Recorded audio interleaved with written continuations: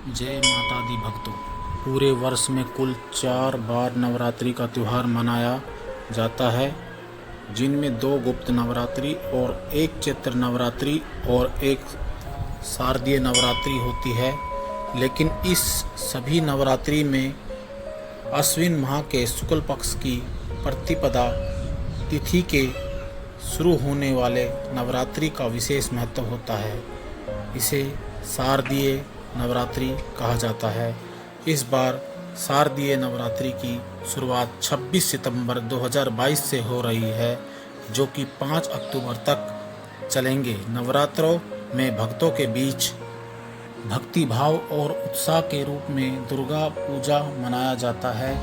नवरात्रि में पूरे 9 दिनों तक माँ दुर्गा के 9 स्वरूपों की पूजा की जाती है। ज्योतिषी के अनुसार इस साल नवरात्रि बेहद खास मानी जा रही है, क्योंकि इस बार माँ दुर्गा की सवारी खास होने वाली है। जानते हैं इस साल नवरात्रि पर माँ दुर्गा किस वाहन पर सवार होकर आएगी और क्या इसका महत्व है।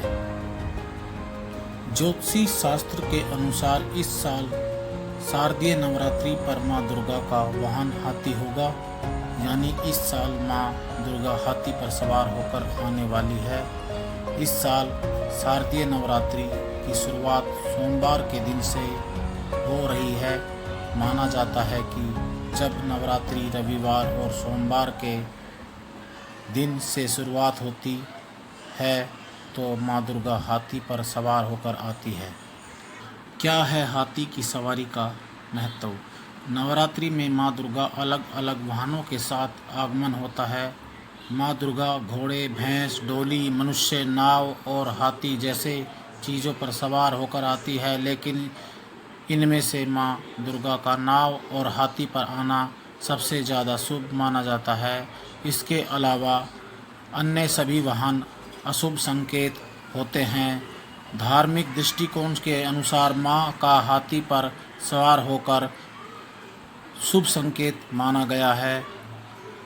यदि माँ दुर्गा हाथी पर सवार होकर आती है तो वह अपने साथ ढेर सारी खुशियाँ और सुख समृद्धि भी लाती है, क्योंकि हाथी को ज्ञान और समृद्धि का प्रतीक माना जाता है।